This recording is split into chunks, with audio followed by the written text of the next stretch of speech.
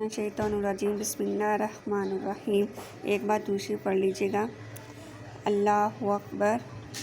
अल्लाह के महबूब अलैहिस्सलाम ने मर्दों को औरतों के साथ और औरतों को मर्दों के साथ हुस्न सलूक करने की तलकीन इरशाद फरमाई। और आका करीम ने जो आखिरी वसीयत अपनी उम्मत को की, उसके बाद हज़ूर पाक सल्लल्लाहु अलैहि वसल्लम का वसाल हो गया। उसके बाद कोई वसीयत नहीं हज़ूर सल्लल्लाहु अलैहि वसल्लम की ज़ुबान से न निकली। फरमाया, लोगों मैं तुम्हें दो चीज़ों की वसीयत करता हूँ। एक अरबी नमाज को ना छोड़ो। और दूसरी वसीयत ये थी कि मैं दो कमज़ोरों के बारे में तुम्हें अल्लाह से डराता हूँ।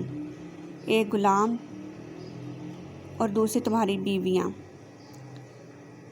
उन दो कमज़ोरों के बारे में तुम्हें अल्लाह से डराता हूँ, उन पर जुल्म ना करो। उन्होंने तो भाग तो जाना नहीं है, घर से निकल तो जाना नहीं है, तो उन पर जुल्म करोगे तो ये दुखी हो जाएंगे। तो आका सल्लल्लाहु अलैहि वसल्लम ने फरमाया, इन दो कमज़ोरों के बारे में मैं तुम्हें अल्लाह से डराता हूँ। बल्कि इस कदर हज़ूर सल्लल्लाहु अलैहि वसल्लम ने औरतों की नज़ाकत का लिहाज रखा। एक सफ़र पर थे, एक शख्स ऊँटों को हाँक रहा था, उसका नाम था अनजशा।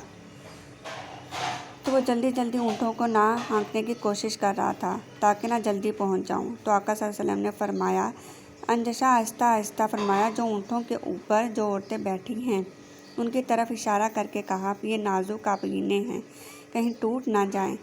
औरतों को नाजुक आपगीने तोड़ते। और आज हमारे माशरे के अंदर घरों में जंगो जदल का माहौल पैदा होता है, औरतों के साथ जो सलूक किया जाता है, बताओ ये नाजुक आपगीने सलामत रह सकती हैं? हज़ूर पाक सल्लल्लाहु अलैहि वसल्लम ने तो फरमाया, अनजशा अपने ऊँटों की रफ्तार तो कम करो, कहीं ये नाजुक आपगीने टूट ना। फिर सुनो हज़ूर पाक सल्लल्लाहु अलैहि वसल्लम ने क्या फरमाया अरबी में, लोगों तुम्हारी दुनिया से मुझे सिर्फ़ 3 चीज़ें पसंद हैं।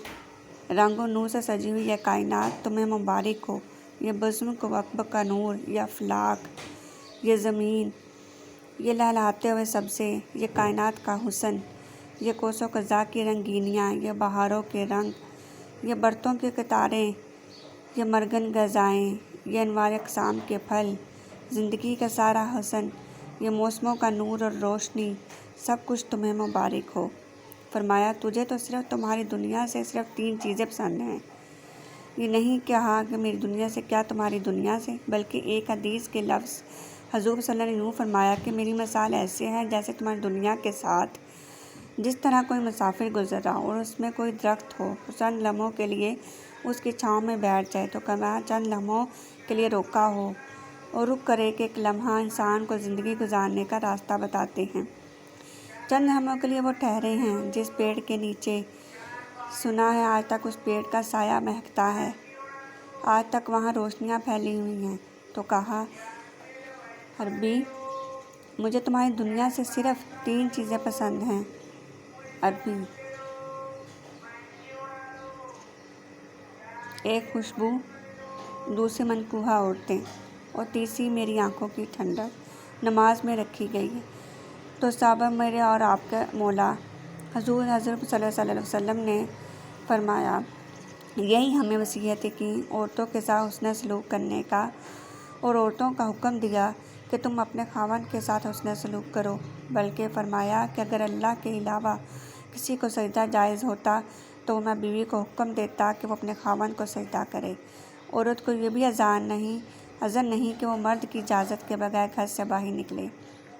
अगर मर्द पाबंद करना चाहे तो औरत को हिम्मत नहीं कि वो निकले, शरीयत ने मना किया है।